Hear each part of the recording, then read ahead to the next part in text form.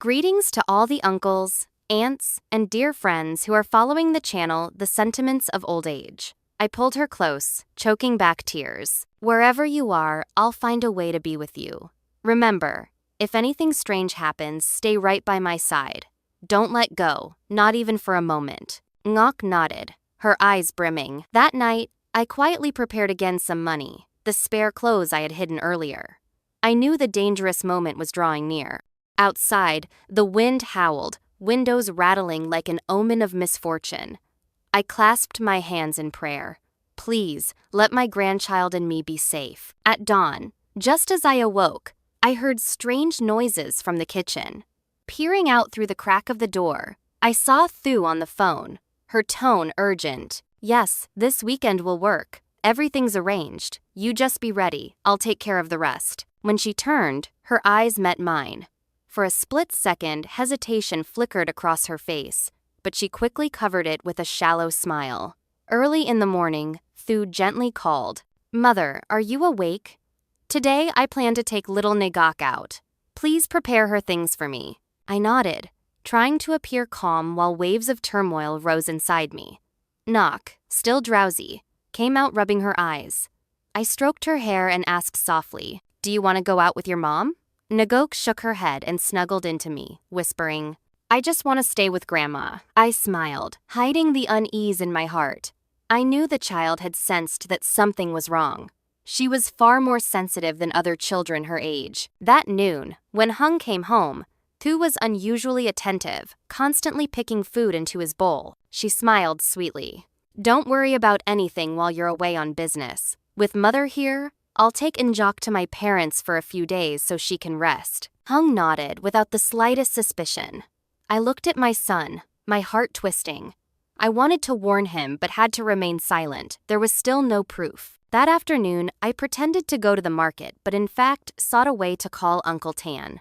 I told him everything about Thu's plan to take Njok back to her hometown. His voice grew heavy. "Most likely, that's just an excuse. You must stay on guard. I'll assign someone to follow them, but you absolutely must not go anywhere alone with them. If there's an emergency, stall for time or contact me immediately." Hearing this, I felt a little relieved, but my heart remained heavy. That evening, I quietly prepared a few essentials, documents, a little cash, clothes for the child packed neatly in a cloth bag hidden under the bed. Njok saw me and asked softly, "Grandma, where are you going?" I hugged her and whispered, "I'm not going anywhere, just being prepared in case something happens. Remember, when I call you, you must follow me immediately, don't hesitate." Njok nodded. Her bright child's eyes shone with both fear and trust. Night fell. The house was silent. I heard Thu talking on the phone out on the balcony. Pressing my ear to the crack in the door, I only caught a few broken words. "Get the car ready. By the weekend, the old woman will be gone." My heart clenched. My hands trembled. I went back to my room and held Njok tighter. A sense of doom told me the decisive moment was drawing near. The next morning, Hung reminded me to take care of my health before he left for work. As soon as the door closed, Thu turned to me with a faint smile. "Mother, just relax and rest. In a few days, everything will be settled." Her voice was sugary but cold as ice. I only nodded, trying to hide my trembling. That afternoon, as I picked Njok up from school, I was startled to see that man standing near the gate. He pretended to look at his phone, but his eyes clearly watched us. I gripped Njok's hand tightly and walked faster. The child trembled. "Grandma, I'm scared." "It's okay. I'm here with you," I whispered, though my heart was in chaos. That night, I called Uncle Tan again, my voice shaking. "Uncle, he was at the school gate today.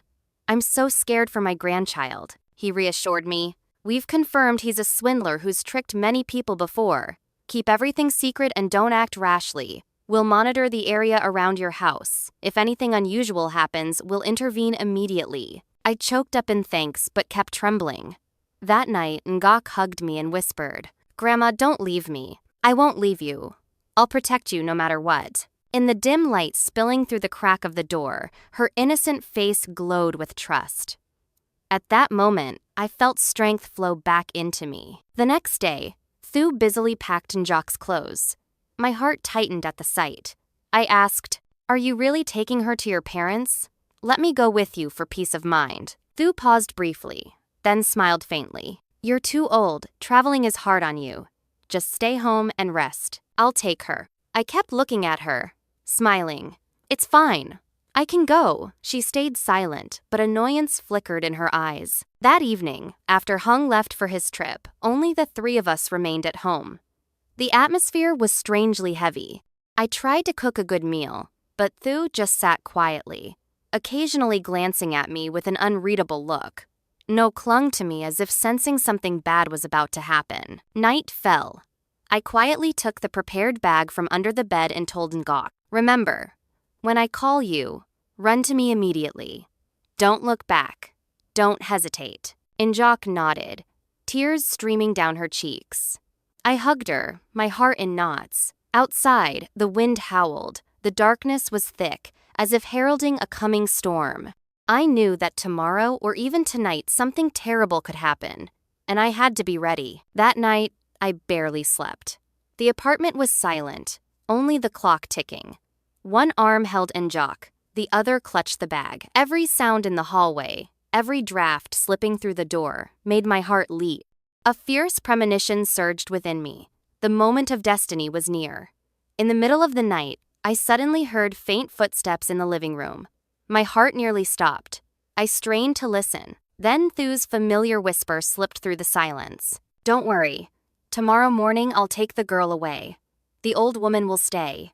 After that, everything will be done. A chill swept through me, sweat trickling down my back. It was clear they had everything planned. I turned to look at Njok. She was still fast asleep, her lashes damp with tears. I kissed her forehead gently and whispered, Grandma won't let them hurt you. The next morning, Thu woke unusually early, packing Njok's things. She said lightly, Mother, please stay home and rest today. I'll take her to my parents for a few days and be back soon. I looked straight into her eyes and replied calmly, I also want to visit our relatives back home. Let me go with her. For a brief moment, displeasure flashed across Thu's face, but she forced a smile. Traveling is too tiring for you. It's better to stay home and keep healthy. I didn't answer, only turned away, silently vowing, no matter what, I won't let them take my granddaughter away from me. Just then, my phone vibrated. It was Uncle Tan. I stepped out onto the balcony to answer, his voice stern. We've uncovered their plan. You must delay them absolutely. Don't let them leave this morning. If Thu insists on taking the child, you must go along at all costs. Our team will follow, and when the time is right, we'll act. My voice trembled as I replied, I understand. I won't let her go alone. At noon, Hung called home, sounding cheerful. Mom, I'll be leaving for a work trip tomorrow. I'll be gone a few days. Please help my wife while I'm away. I only murmured vaguely, my heart heavy. My son had no idea his absence was exactly what their scheme needed. From across the room, Thu gave a faint, knowing smile. I shivered. The danger was closing in. That afternoon, Thu took Njok shopping. I hurried after them. Njok gripped my hand tightly and whispered, Grandma, don't leave me. I nodded, holding her hand firmly. From a distance, the same man I'd seen before was standing beside a black car. He gave Thu a slight nod. Panic surged inside me. I pulled the child along quickly. Thu glanced at me and asked coldly, Why are you in such a rush, Mother? I forced a reply. I'm feeling dizzy. I want to go back and rest. She stayed silent, but her gaze grew colder. That night, I locked the bedroom door tight and held Nok in my arms. The child trembled and asked, Grandma, is Mother really taking me tomorrow? Swallowing back tears, I whispered, If anything happens, just stay with me. Don't let go. Njok nodded, her innocent eyes filled with fear, but still shining with trust. That night, I called Uncle Tan again, telling him about the car and Thu's suspicious look. His voice grew firm. You did the right thing. We've already placed men around the area. If anything unfolds tomorrow, go with them, don't resist. We'll move in at the right time. I thanked him, but anxiety still gnawed at me. One mistake, and we could lose everything. At dawn, Thu woke early once more, her voice soft and sweet. Mother, please rest today. I'll take the child myself.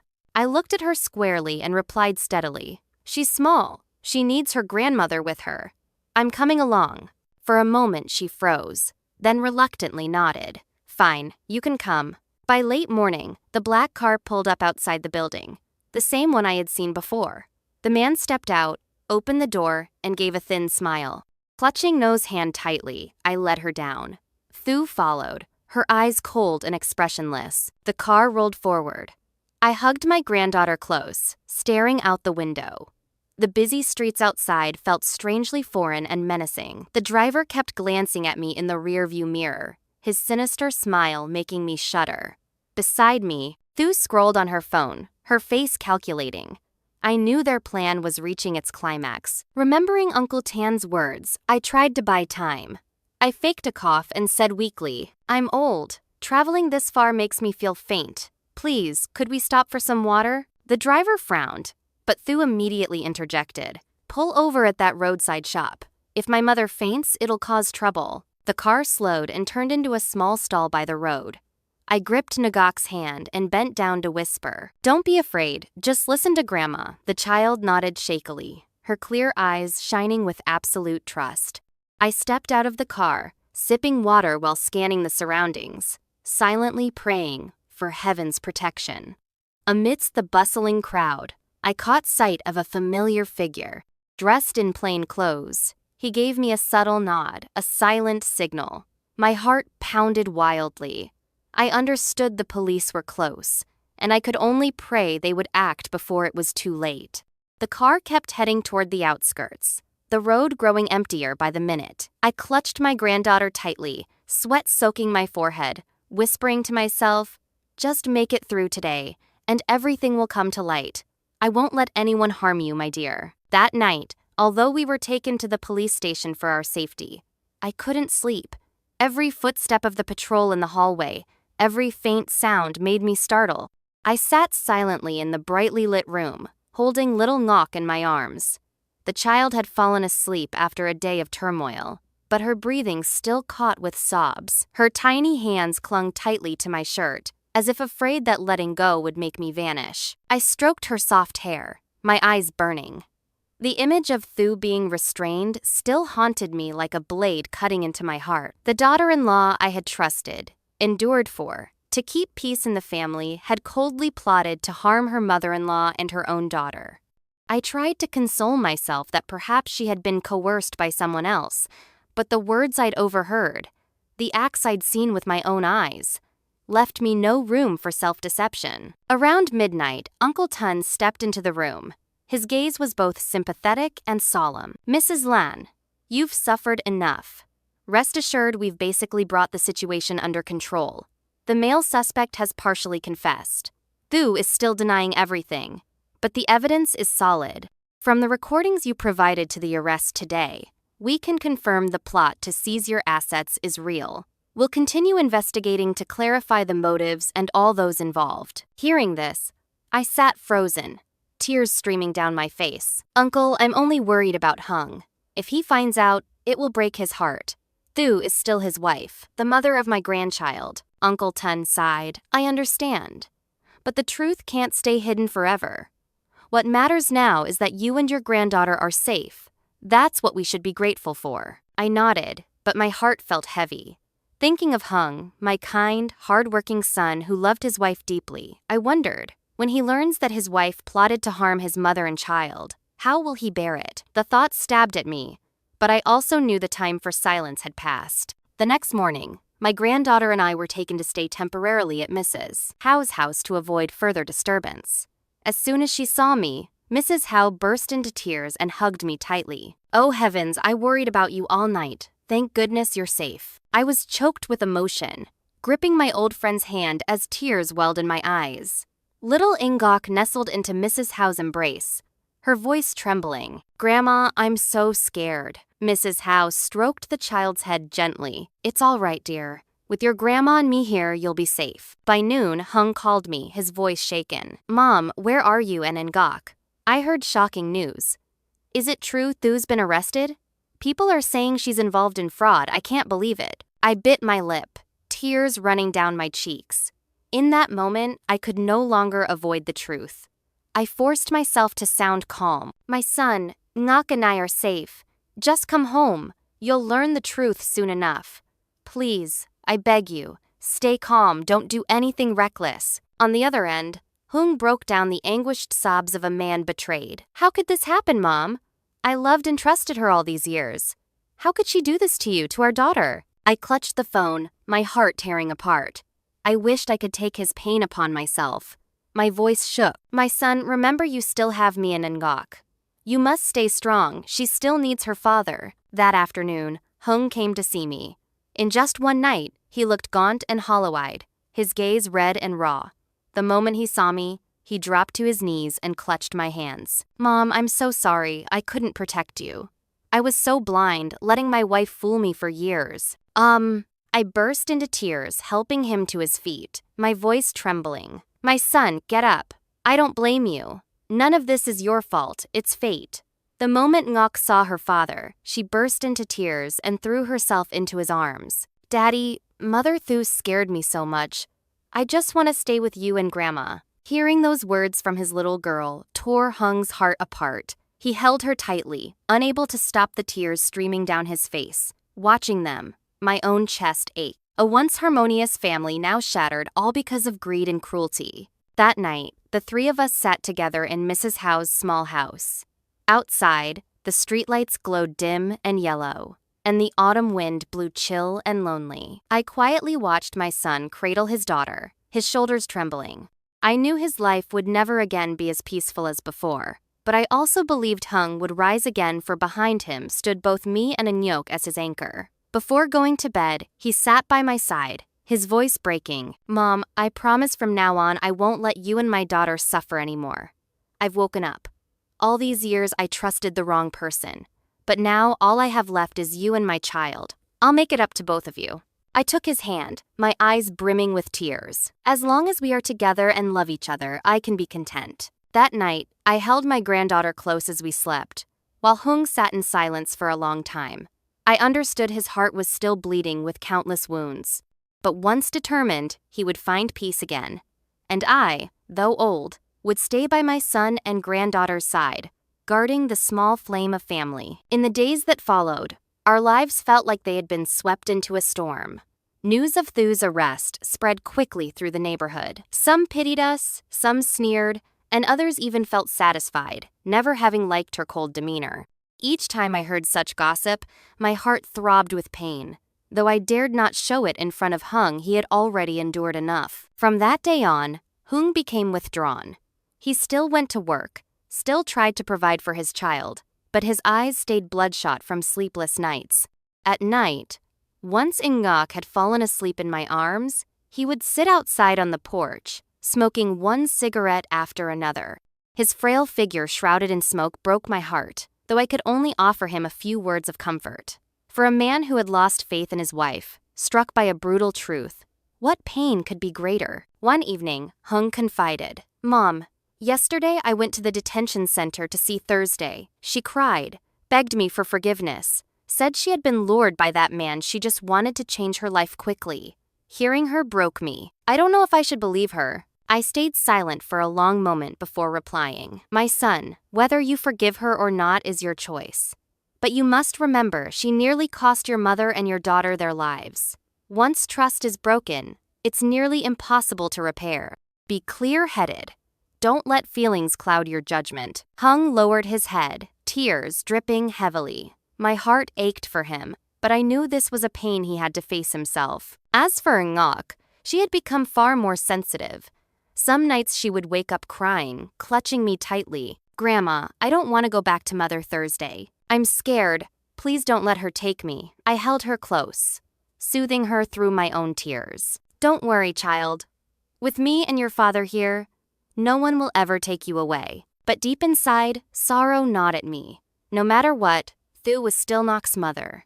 When the child grows up, will she forgive her? Or will this wound remain etched in her heart forever? A few days later, the police summoned me and Hung to give supplemental testimony. In the brightly lit room, Uncle Tun spoke in a firm yet compassionate tone. Mrs. Lan, the case file is nearly complete. The man has fully confessed, though Thu is still evasive, but the evidence is clear. Fortunately, you and your granddaughter are safe. My eyes welled as I nodded. If not for you, my granddaughter and I would have already... My voice caught, unable to finish. On the way home, my son and I sat in silence. The wind blew through the car window, carrying with it the dusty scent of the road, heavy on my chest. I wanted to console him, but held back. I knew he needed more time. That evening, while Ngok was studying, Hung suddenly spoke. "Mom, I've made my decision. I will divorce Thursday. I can't let someone like her remain my wife, and I cannot allow my daughter to grow up in such an environment. I fear one day Ngok will resent us for having a mother like her." Hearing my son's resolute words, I felt both grief and relief. I knew the decision tore his heart apart, but perhaps it was the only path back to peace.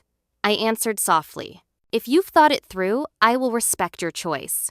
Just promise me you'll take care of your health and care for your daughter. For everything else, I'll be here by your side."